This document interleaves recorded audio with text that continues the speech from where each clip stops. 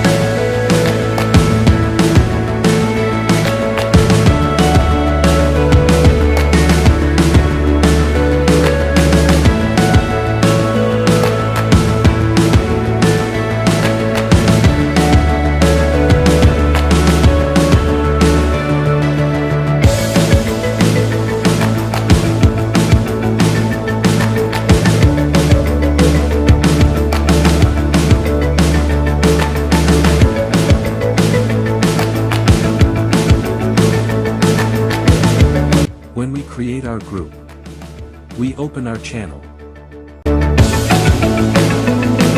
Then we click on pencil.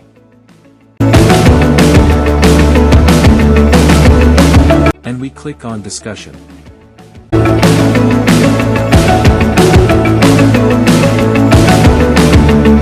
And choose our group and click on link group.